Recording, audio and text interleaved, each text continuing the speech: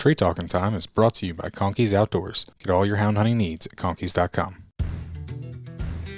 Welcome to Tree Talking Time, where we talk all things tree dogs, from the smallest fights to the largest hounds, treating squirrels to bears and everything in between. And from time to time, we might even run a little fast game.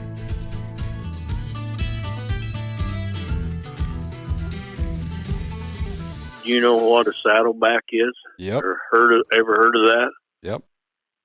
Ben, years ago in Full Cry, there was an article that was the American Saddleback Hound. Okay. And it was a high tan dog. Yeah. What I know about it. And guys told me, not too many people ever talked much about it, but said they were chop mouth dogs, good track dogs. Interesting. And they just disappeared. Yeah, I've seen I high don't know tans what happened to them. crop up in all kinds of different crossbreeds, and heck, they're pretty prominent in the leopards. So I think that high tan or black and tan, hard to breed out of any dog. The brindle, like the plots, is hard to breed out. yeah. But I always said the easiest breed there was to cover up was the Walker. Yeah, a lot of times. No, but a lot of times you breed a Walker to something. Your first generation, most of them don't look like Walkers. Yeah, you breed I know a guy that bred to a banjo-bred Walker dog, a little Steven stock dog. Mm-hmm. She had several puppies, and every one of them could have been registered. Just looking at them, could have been registered as a Stevens. Oh yeah, every one of them. Probably the next generation, that'd be Walker color pop out. Mm-hmm. No, I mean, I've seen it time and time again with mountain curs. You cross a brindle mountain cur over a Walker dog or vice versa, and most of the time you get a litter full of brindle dogs. Mm-hmm. So, but like I said, yeah, brindle breeds strong. It does. Well, let's hear something about your black dogs. I want a good story about a black dog. Ben, ask me questions. That's all I can say. Oh man, I don't know enough questions to ask. My memory ain't as good as it used to be, but some things I don't forget. Well, we're talking about color.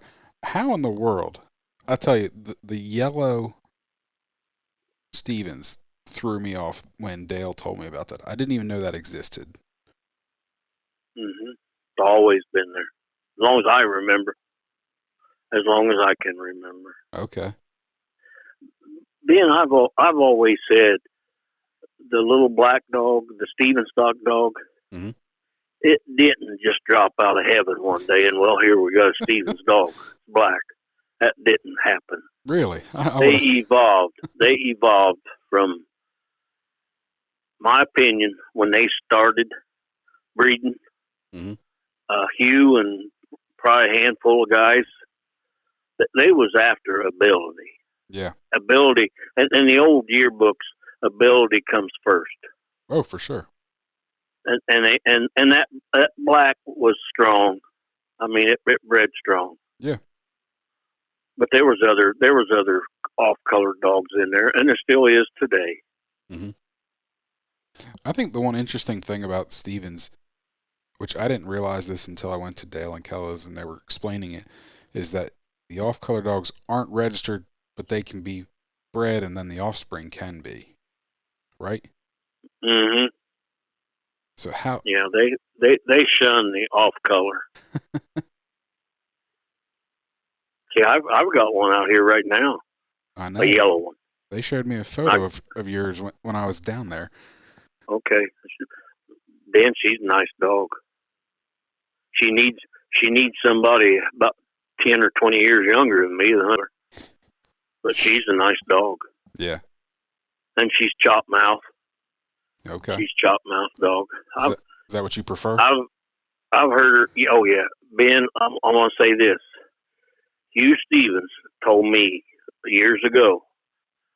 He said a cur dog will not have a ball mouth. And the time he told me that, we had some ball mouth Stevens dogs. Mm-hmm. But Hugh Stevens told me that. He he said a cur dog will not have a ball mouth. A Stevens dog will not have a stub tail like your mountain cur or leopards, Okay. and will not have dew claws. Hmm. I have never seen a stub-tailed Stevens, but I have seen Stevens with dew claws. Okay. But he told me, he said a Stevens dog will not have those two things. Hugh told me that. That's crazy. Basically the Stevens was an offshoot of the mountain cur, and the fact that mountain curs have bobtails, and heck, a lot of mountain curs have double dew claws. Mm-hmm. So I think it's kind of crazy that the Stevens, are don't have either. Are not supposed to have. Yeah. The first Stevens dog I ever seen with dew claws, it was at Jim Stevens' house. It was Okay. a dog called Rowdy, and he was a pretty dog, nice made. He wasn't no little dog or nothing. He wasn't no large dog. He was just a nice, average made height, weight, and everything, Mm-hmm. bone structure. He was a nice looking dog. He had dew claws. Okay. I'd say, my own opinion, I don't know this for a fact, but I'd say he had some dogs in his ancestry up close that was probably considered mountain cur. Okay. That's my guess. They never would hunt him with nobody that I knew of. Gotcha. I was going to breed to him one time. Well, they wouldn't take me hunting, so I just forgot it. I understand. But Yeah. I think Rowdy produced some nice dogs. Mm-hmm. I think the guys out west, I don't know, you said Don Page or whoever it was you talked to. Yeah. I think they probably had some dogs out of that. Okay. We didn't get into their breeding a whole lot when I had Don, and I also talked to Glenn. Glenn was the one that come down to Tell City, Indiana. I don't know, 3-4 years ago. Okay. Yeah, it was. I never did meet Don Page. Gotcha. Stacy Anderson talked a lot about him, Mm-hmm. but I never did meet him. Yeah. I know there's a few guys still out west that are trying to. They just sent probably year and a half ago. A couple guys got a bunch of pups shipped out there, and so there's a couple guys out there trying to run some Stevens dogs now. Mm-hmm. So Them little black dogs. I mean, some of them's quick. They're mm-hmm. fast. They can run. Oh yeah. So what year did you get your first Stevens? Oh God. Oh, I got one from Bob Hill. Bob Hill and Bill Feaster was friends at one time. And that was probably, it was after I got out of school. I'd say I graduated out of school in '66. Okay. And it was right after that. I was hunting then. I bought my first dog off my grandfather and give him $125 for him. He was a red ring-necked dog and stood on the tree when he treed. Just beautiful mouth on him. Just mixed up dog. He come out Eastern Kentucky. Okay. Would you have called him a hound, or would you have called him a cur dog? Oh, he was a cur dog. He was mixed up dog. Mm-hmm. He had kind of I'd call it a Roman nose, kind of a bend in his nose. And he wasn't no feisty looking dog. He opened on track. His tail curled up, had a white tip on it, white legs, partial ring neck. He come, my grandpa's brother-in-law lived in Eastern Kentucky. Yeah. It's Floyd County. And he had to walk across a field there to his barn where he kept his milk cow at. And back then, a lot of people, plowed their gardens with horses. Mm-hmm. But he walked over there one morning, Ben, and he said the dog was laying there and had been snake bit. Oh. So Romer started giving him some milk after he milked the cow. Mm-hmm. And the dog got mended up and everything. My grandpa was always going down there buying, trading knives and dogs. And he ended up getting this dog from Romer. Okay. Romer was his brother-in-law. Well, and Romer and Bill, his boy, coon hunted. They had walkers and red bones. But anyways, after Grandpa brought the dog back up here and we got to hunting him, he liked to run rabbits that first year. But he was running and treeing by himself, and Okay. he made a good dog. And then I bought him off my grandpa. But Romer always laughed about it. He told Bill, his boy, he said, "Hell," he said, we got rid of a better dog than what we was feeding." He said that dog. He said sometimes when he'd go over there and milk, he could hear a dog up the holler there treeing, Yeah. and he didn't realize it till after he let Grandpa have that dog that was the dog he was hearing tree. He didn't know it at the time. Yep. But he had a beautiful ring and chop on him. But he was, I wish I had a whole semi load of them today. I wouldn't have no trouble selling them. Yeah. He was a nice dog. That's cool. But and there was a guy uptown here. I was in school, and I'd coon hunt with my grandpa, and Jim Crook was his name, and Jim was an older guy. And after Jim got done where he was too old, and I remember going coon hunting with him some when I was a kid. But after he got where he couldn't hunt no more, my grandpa had two dogs. He had Drive, that was the cur dog I'm telling you about, and then he had Bob. And Bob was a saddleback dog that come out of Arkansas. He had about a 3/4 tail on him, and both of them were good dogs. And Jim Crook would take them two dogs and feed them through the summer for my grandpa, just because he liked them dogs. And then Grandpa would get them when season come in, bring them back home. Yep. Bob was a saddleback, chop mouth dog, maybe 50 pounds. Okay. And I've never seen another dog like this. Grandpa got him for, I think it was $50. And back then, that was a good price for an older dog. Yeah. I was with him the day he got him off of a dealer over here at St. Mary's. And that guy had a beautiful, I don't know if it's a red tick or red bone anymore, but he had a beautiful young dog there. And I wanted Grandpa to buy that dog, but he wanted $75 for that dog. Well, Grandpa ended up buying this older dog for $50. Yeah. And anyways, we brought him home and got to hunt him. And the guy that he got him off of wanted him back, and Grandpa wouldn't let him have him back. So evidently he didn't know he was the kind of dog he was. Yeah. But I know he come out of Arkansas. But before that, I don't know how he ended up here. Gotcha. But he was chop mouth, Ben, and he would trail a coon. And when he'd locate that tree, he'd come off that tree and go around that tree 2 or 3 times. And if that coon was up that tree, he'd come back and sit down and tree on him. And this is the weird part. I've never seen another dog do it. And the first night we tried him out, he did it. He got after an old sow and some kittens. He treed them kittens, sat down there and treed till we got in there to him. When we got to him, Ben, we went on with the old female coon and treed her. And I seen that dog do that different times. Interesting. When the kittens go up, he'd sit there and tree till you got in there to him, and then he'd come off of that. And we didn't ever said nothing to him, but he'd go right on in and tree that old one. If there wasn't another coon that went on, he'd sit right there and tree. Yeah. That's the dog that trained that will drive, that cur dog. Okay. And Bob never had no papers on him. Like I say, the story that come with him was he come out of Arkansas, but he was a saddleback colored, trim made dog and chop mouth. Interesting. I like the old stories about them old just crossed up cur dogs that you didn't even know what they were, and heck, actually the best dog of her own. That's kind of was her story. She came from a horse trader, and I couldn't tell you what that dog was. She kind of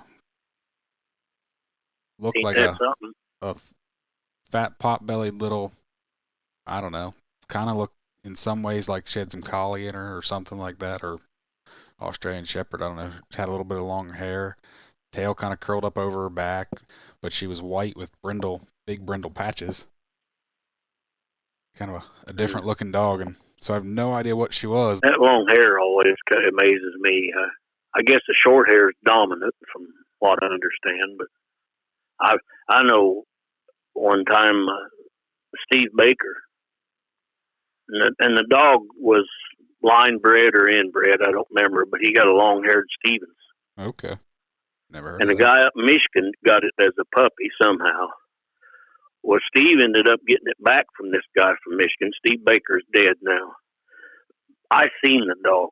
I got it for Glenn Smith, a friend of mine that lived down in Columbus at that time. This dog was, he had, he may not have been as bad as a collie, but he had long hair. He even had long hair in his ears. And anyways, I got him back. Glenn got him for a guy down there in Columbus that wanted him. Well, Glenn come up here and got him. Nobody hunted him. He was, I don't know, a year and a half old maybe. Steve Baker had bred him. I remember that. But Glenn come up, got him, took him back down there in Columbus. Before Glenn let this guy have it, he took him hunting 3 or 4 times. And he told me, he said, Doug, he said, he's the last dog to check back in with us. And he had kind of a long bark on him. To look at him, you'd think there ain't no way in the world that dog would tree you coons. He was a Stevens dog. Yeah. But this guy that got him, Ben, had 2 hounds. Within a year's time, he got rid of both of them hounds. Yeah. All he was hunting was that long-haired cur dog. The dog got coon paralysis. Oh. The guy took him to Ohio State University, got him doctored, but he ended up losing the dog anyways. That's rough. End of the story. Mm-hmm. I never did hunt with him, but they told me. I don't know if you ever knew a guy. He was in the leopards. Jim Smith or Glenn. I always called him Glenn. So I was just doing some research and I saw some things written about him. Don't know him. Yes. Don't know much about him. But I did. Nice guy you ever meet, Ben. And honest. Mm-hmm. He's 80. I think he's 82 years old now. He lives out in Marble Hill and Whitewater, Missouri, just right straight west of Cape Girardeau. Gotcha. But he is one of the nicest guys you ever want to meet. But he's got temper on him, I'll tell you that. It takes a little bit to get him stirred up, but when he gets stirred up, you know he's mad. That's funny. I've known Glenn for a long. Glenn had a little yellow dog years ago. And I was wanting the dog off of him. I don't know if it's a leopard or a mountain cur. But anyways, I didn't get it, and then that's how I got to know him. And then he got to coming up here to my house, and I'd go down there hunting with him. When he moved out in Missouri, I made some trips out there and coon hunted. We had a lot of fun. Nice. Well, we're a little ways in this, Doug, and you haven't even introduced yourself. So why don't you introduce yourself, Doug? Well, I'm Doug DeRossett. I live in Minden, Ohio. I've owned me a coon dog before I had driving license. I bought it off my grandpa. I wanted that dog worse than I did a car. I'm 76 years old now. I mostly hunted cur dogs most of my life. I've been around a few hounds, and I have seen some good ones. Shh, we're not allowed to talk about that. A guy told me one time, and then Tim Crook I was telling you about, the old man, and there was 2 or 3 other guys, but they'd coon hunted all their life, and I was a kid just coming out of high school. But all of them said the best dog they ever had was a cur dog or a dog that was part cur. Yeah. And I think what makes the difference is the brains they got between their ears. Yep. I think most Cur Dog men would agree. I just thought, well, old Doug would take a shortcut and just stay with the cur dogs. But the problem I had with the cur dogs, I wanted. It's cold here. It gets cold here in this country, and I wanted the dog had some nose on it. The colder track they could run, better off I am. But they got to be able to handle that cold track. Yeah. I've seen dogs, and guys that own those dogs would swear, that dog's cold nose, and the problem was the dog just couldn't run a track. Mm-hmm. And the guys that own the dog would, well, that's a cold track. Well, you put him with a dog that can handle that track, and he'll show you. Yeah. And some of them dogs that they thought was cold nose wasn't. It's just the fact they couldn't handle a track. But I like that. You got to have a tree dog. But I wanted something that had some nose on it, and I can't stand a slow dog. I've seen ball mouth dogs that put me to sleep. Yeah. Like a woman talking to you that's got a cracky voice. You only listen so long, and you want to move on. Yeah. So but that's what I wanted, Ben, and that's how I got started. Really, just the first Stevens I had, they was little dogs, these chop mouth dogs, what I'd gotten into, but they were not good tree dogs. Okay. And I ran into a dog down by Chillicothe. A guy by the name of Carson McComas had a dog he called Ringo. Bill Feaster had bred him as a puppy. And Carson got him down there, and he wasn't a perfect dog, but he was outstanding and a very smart, good dog. Carson had 2 hounds, and he got rid of them hounds when Ringo got up about a year and a half old. Mm-hmm. And I seen one of them hounds after that. They called him a blue tick, but to me he looked like an English. He was kind of trim-built dog. But that guy that had him, Billy Brewer was his name.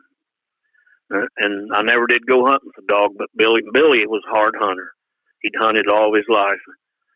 And he told me, he said, I wouldn't take $5,000 for that dog. And that was the dog that Carson had sold when Ringo got to showing what kind of ability he had. Yeah, just goes to show how good Ringo was. But Ringo was a reproducer. Ringo didn't say much on track. I mean, he was, and some of his puppies was that way. Mm-hmm. Some of them opened up good, and some of them didn't. But he had some Clinch Mountain Ring on his one side. He had Hugh Stevens ring guy dog on his grandpa on the other side. Okay. And I think from the Clinch Mountain Ring dogs, I've had a couple guys tell me, man, I know one of them. Well, the daddy to Ringo was a dog called Abel. And I was down there at Bill Feaster's house, and he told me, he said, Doug, I'll give you that dog if you can go out there and take him off the chain. I wouldn't have got close to that dog on the chain. Mm. He was cross. Yeah. And I seen another one. Floyd Peters had it east of Chillicothe there years ago. And Floyd Peters was in the Cur Dogs for quite a while. I don't know if you ran across his name, Ben, or not. I met him one time. Other than that, I really don't know the guy. But he had one there. And, man, he was kind of shaggy haired too. But he was cross. And he had, I think he told me he was like maybe 7/8 mountain ring. Okay. Clinch Mountain Ring, they called him.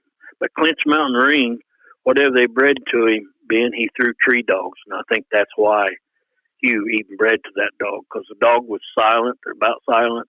Yeah. Whatever. And Hugh didn't want a silent dog. He wanted an open trailing dog.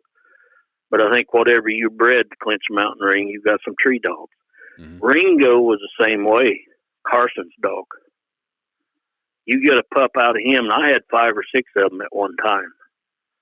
And some of them, people wouldn't sell them to me. But if they got hunted, they made a good dog. Okay. Some of them had outstanding noses on them. All of them had good noses on them. And then there was a couple of yellow ones popped up back then. Hell, that'd been back in the early 70s, late 60s probably. Okay. There were some yellow ones in. I didn't know that was even a thing until a few months ago when I was at Dale and Keller's, and actually they showed me your female, and that's in the yearbook.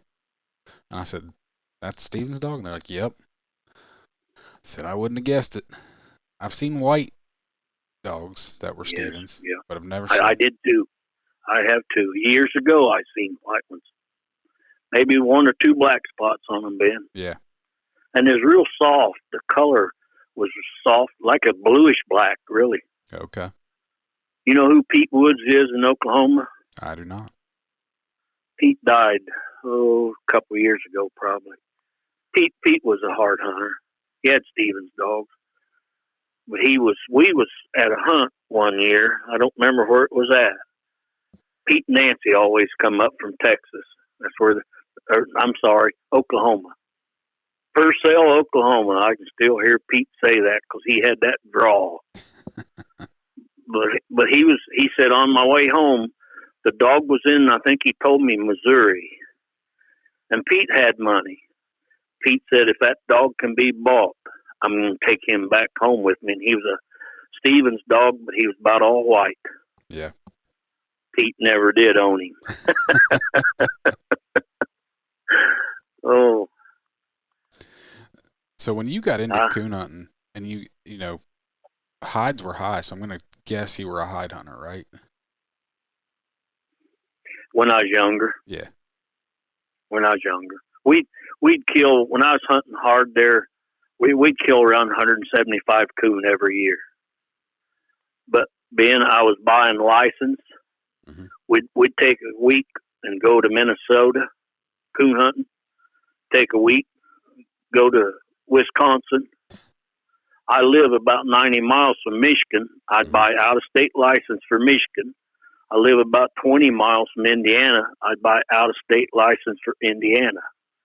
When I was buying that non-resident license, I don't remember which state was which between Indiana and Michigan. One of them was $13 and something, and the other one was $11 and something. Heck, and that was non-resident. If that's all a non-resident license was today, I'd buy a whole lot of different. I'd be hunting a lot of different states. Me and my uncle, my grandpa, went to Wisconsin, Minnesota, and we'd rent us a cabin. One year, I remember we got us a cabin right beside the Mississippi River, and there was a big lock right there where them barges would come in. Yep. And it was on the side we was on. We was on the Minnesota side. If I'd got a running start, I could jump on that barge. That's how close they was. Mm-hmm. But anyways, we rented a cabin there. We had 3 bedrooms, a big kitchen, and a living room. But we went up there coon hunting. And I don't remember what we paid for license in, but back then it wasn't that much. But when we got done, we took all of our expenses, gas, everything out of what we got out of our coon hides. Yeah. And we still stuck some money in our pocket. Nice. Some of them coon, we got $55 for one coon. Mm-hmm. Those big ones. That one year, we averaged $35 for all the coon we had. Ooh. That was counting the ones that was thrown out also. Man. But we caught around 175 every year.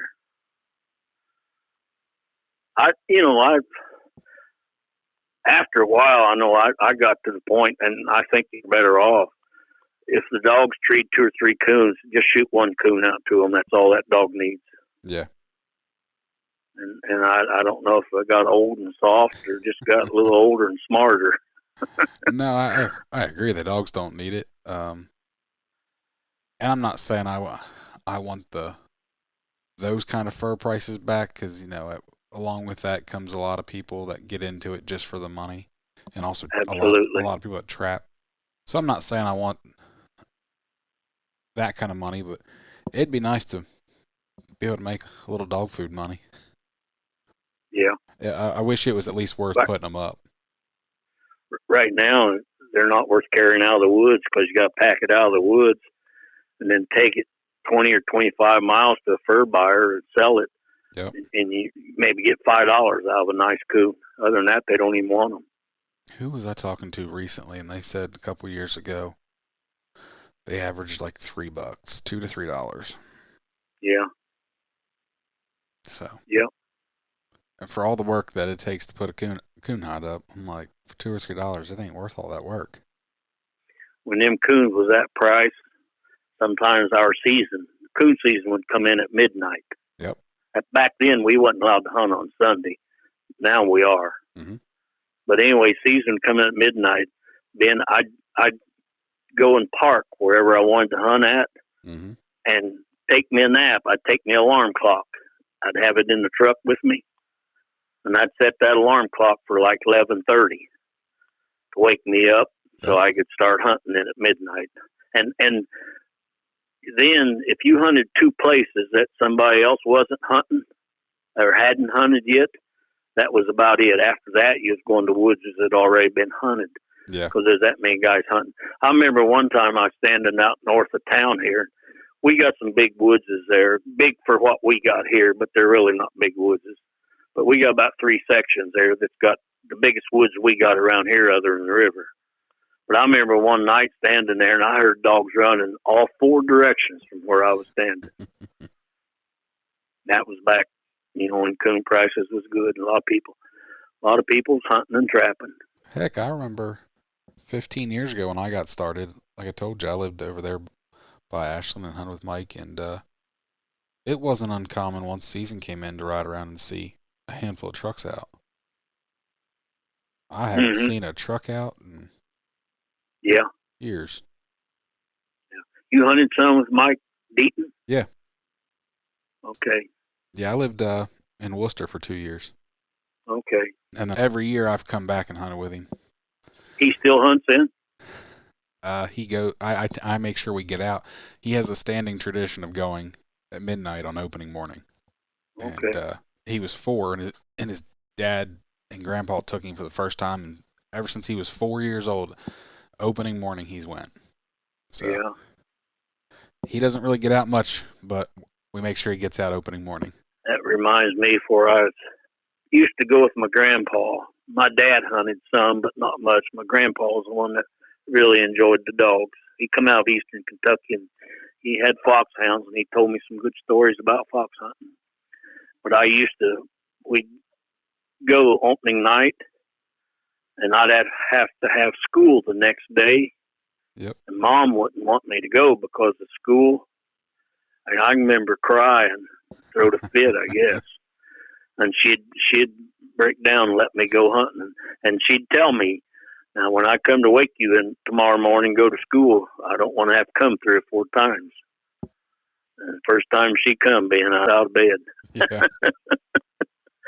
But I remember crying, wanting to go hunting, and hell, I don't know how old I was, maybe 10, 11, something, 12. Mm-hmm. I don't remember how old I was, but I just enjoyed it. Conkeys Outdoors is proud to be a sponsor of Tree Talking Time. Family, hunting, tradition is the Conkeys motto. They understand the importance of passing down the tradition of hound hunting. They are a family-owned business that treats you like family. They also understand the importance of having the gear you need when you need it. Conkeys carries everything for your next hunt, and it ships to your door quick. They also offer great warranties on all tracking systems and financing options. Check them out at conkeys.com. You can also use the code TreeTalkingTime5 in all caps to save as well. I heard you had a pretty good dog named Midnight. Yeah, he treated a lot of coons, Ben, and Midnight could dominate the hunt. I mean, every tree he'd have it. He was fast. That dog could move. Mm-hmm. He had a good nose on him, too. Okay. I hunted him against walker dogs, and, I didn't care hunting him against hounds. But usually the Grand Night champion, when hound would come back, and we had it in the dog box, and Midnight was still out there hunting. There you go. And he hunted in a run. You never seen that dog walk. Never. Mm-hmm. And he was like a muskrat in water. I had a pup out of him, a little female we called Skeeter. Okay. And she was an outstanding dog also.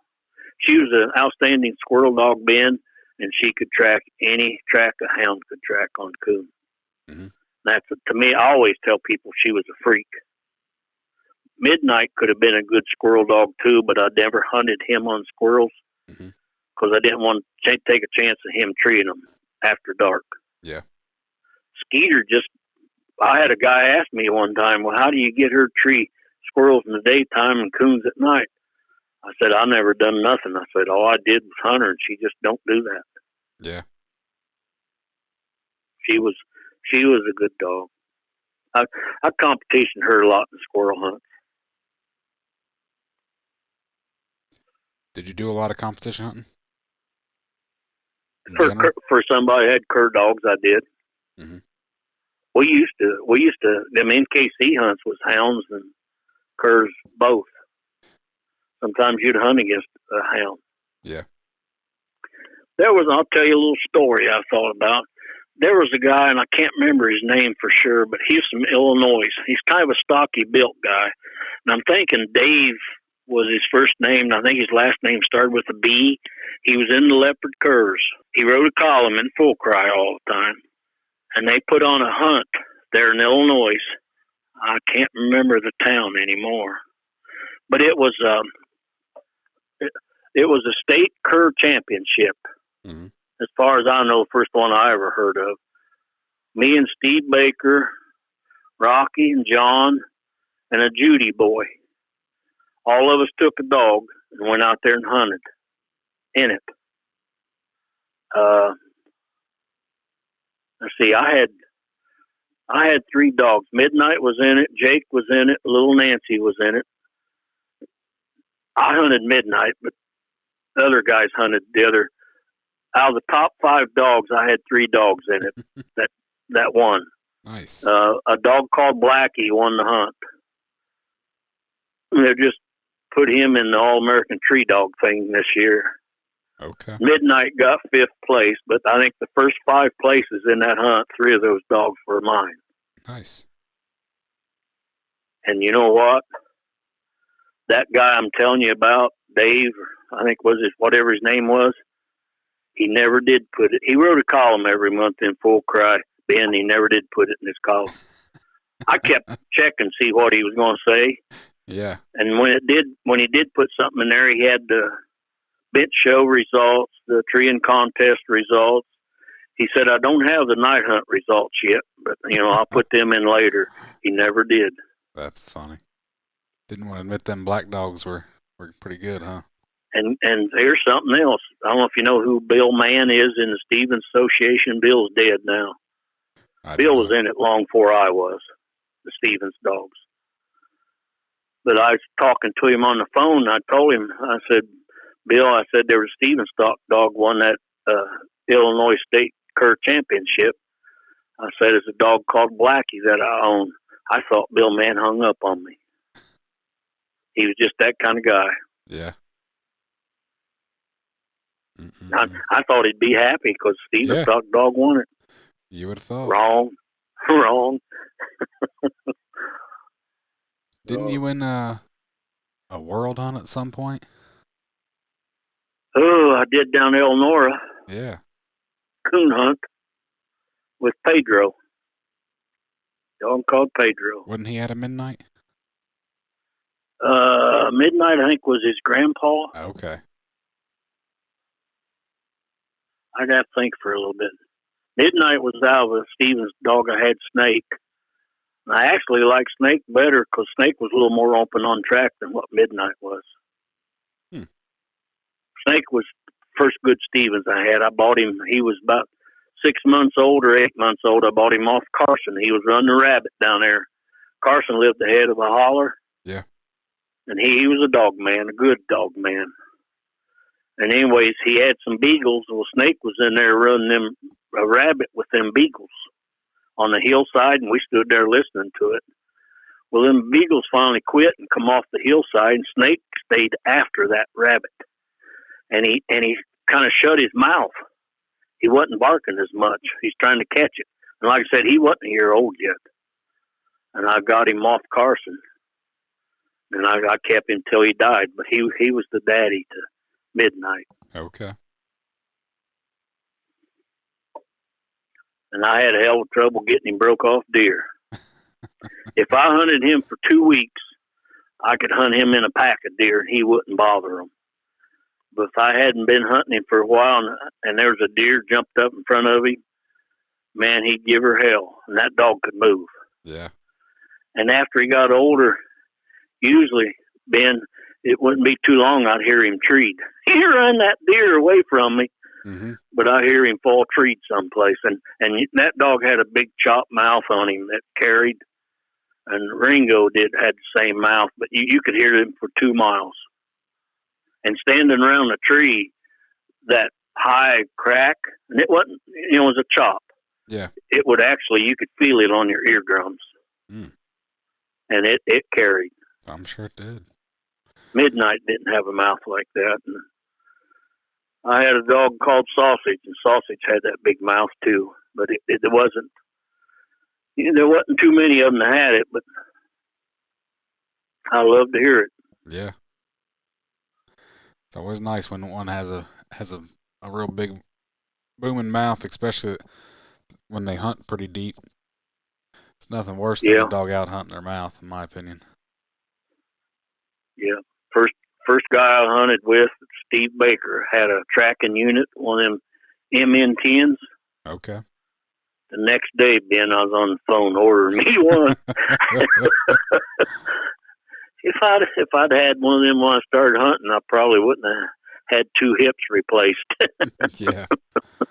Saved you a lot of That's the walking. truth. Yeah, yeah. Makes it more fun hunting too. Yeah.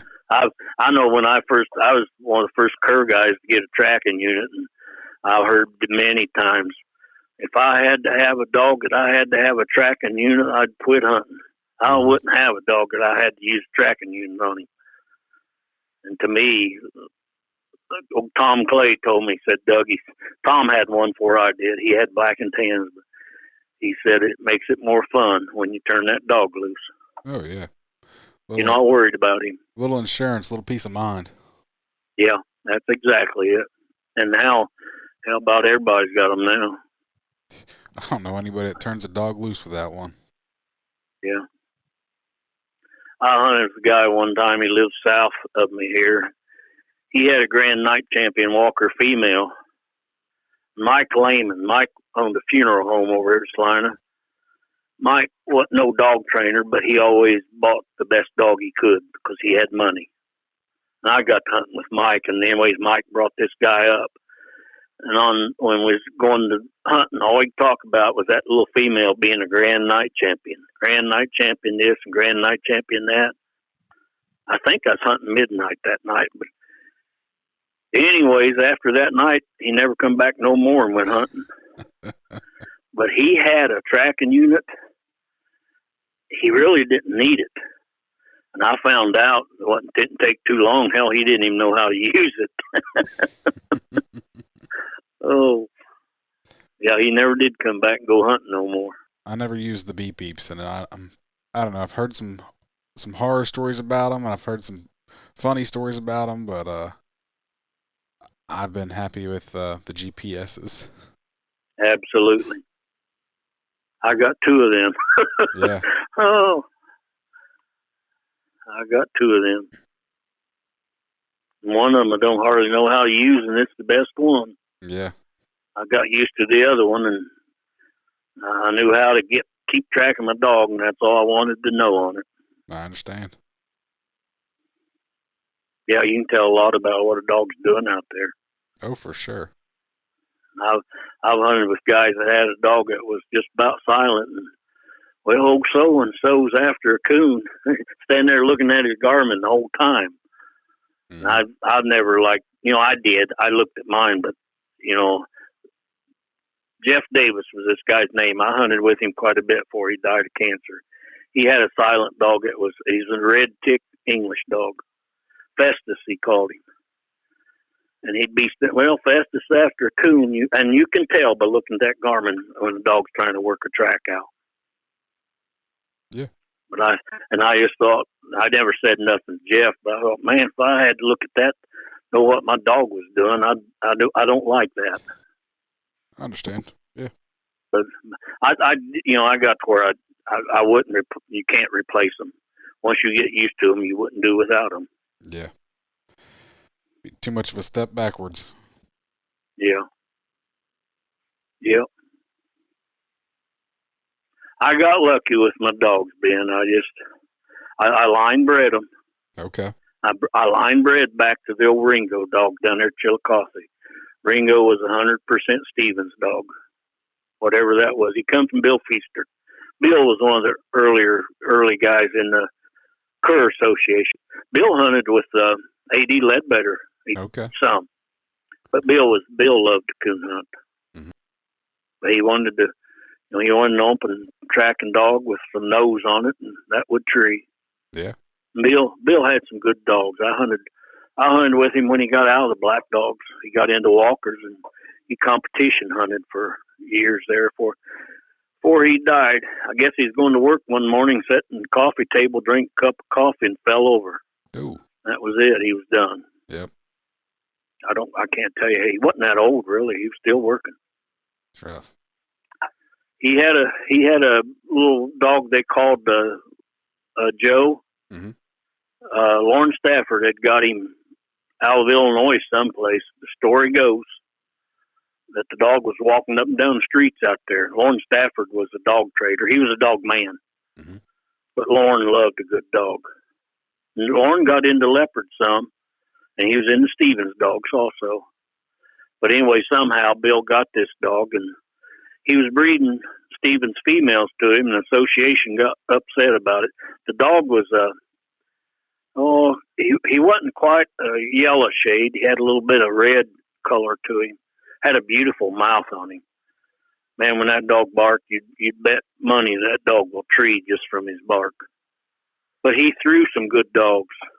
Mm-hmm. Anyway, the association got mad because he was off-colored and whatever, and Bill just said piss on you, and he went to walker dogs in, and he competition hunted them walkers. Yeah. I was down there at his house one time, sitting there at the table in the kitchen. He had some cupboards up on the walls, and but top the cupboard up to the ceiling of the room was enough space. He had pictures of dogs in there. Every dog up there was a cur dog, and at that time he was into walkers. He still remembered what he had. Yep. Bill liked them. Bill would advertise in every month in Full Cry puppies for sale. Okay. A big promoter, and I think that caused some jealousy also. Oh, I'm sure. Usually does. Yeah. Well, I know the other night when we were talking, as much as you like these Stevens dogs and as many as you've had, the best dog you've ever had wasn't a Stevens dog. Right? You say was it? Didn't you tell me the other night? Well, Yep. The way you worded it was the most perfect dog you've ever had.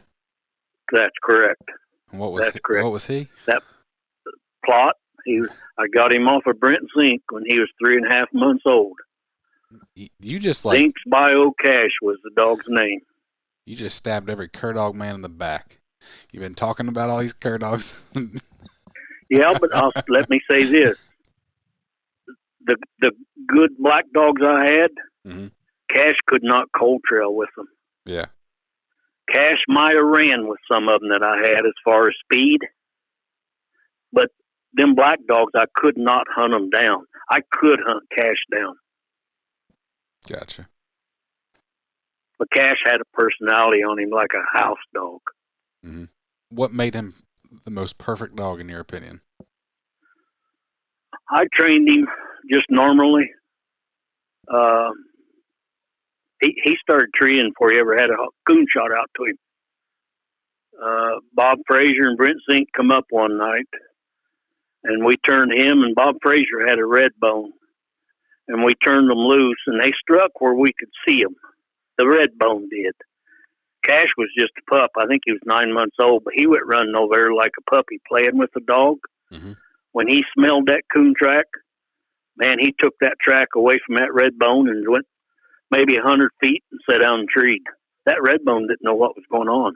Bob finally got upset with her and put her back in the dog box.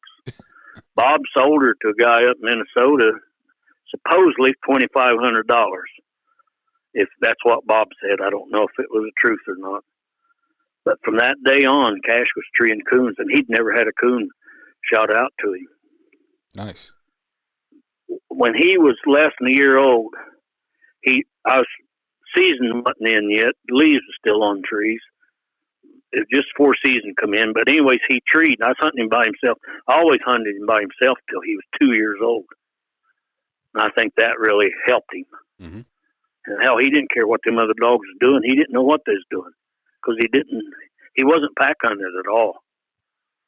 But anyways, he treed, and when I walked into the tree bin, he left the tree before I ever got to it. But I could see the tree he was on. And anyways, I stood there and I waited. Maybe I told you this, but I stood there and waited for him to come back to that tree because I was going to shoot the coon down to him. Mm-hmm. He was a young dog, and whatever he treated, I was going to get it down to him. But I stood there and waited. He never did come back. And I shined that tree, and there was a possum in that tree. That dog never, ever treated another possum after that. I never yelled at him. I never had to whip him or nothing. He just walked away from that tree before I got to him. Yeah. And he never treated another possum. And Junior was a pup out of him. Junior was the same way. Junior didn't care for possums. I had another one that was a brother to Junior, but he was a different litter. His name was Rivers. Rivers looked like a Steven stock dog with a flag tail. He's a UKC bred plot. I give him to Greg Hesitance, and he never bothered possums either. Greg, he died here about 2 years ago. But them dogs just didn't, something about it. They didn't care for possum. But Yeah. Cash would rather tree by himself than he would with other dogs. He wasn't a bit mean. If a dog got rough with him, he'd leave a tree. That's not good in a night hunt. But he was a 50-pound dog, and it wouldn't take much for him to get hurt, them big old hounds. But once on a cast, Ben, if he seen that another dog was rough on the tree, he would not tree with that dog. Yeah. The rest of the night.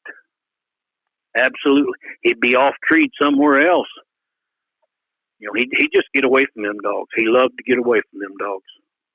Sounds like, other than leaving trees, sounds like he would probably made a pretty good competition dog. Did you competition on him at all? Made him Grand Night champion. Okay. Got a lot of jealousy over my dog, and people talked bad about him and didn't even know him. I ain't going to give no names, but they're well-known plot people. Yeah. I told Brent Zink one time, I said, Brent, I'm tickled with the plots. I said, I'm glad I got them, but I said, I don't want nothing to do with the UKC Association. Yeah. The American Plot Association, John Jackson and them guys, mm-hmm. The correspondence I've had with them, just super nice people. Yeah. And the thing with UKC, Ben, was jealousy. Gotcha. People say stuff about the dog that didn't even know the dog. Didn't know me. Yeah. That's the way. I think all breeds has got that. Yeah, it exists everywhere, unfortunately. Some are worse than others, though. Yeah. Well, Doug, do you have one final story for us? Oh, my gosh. I want to tell you one.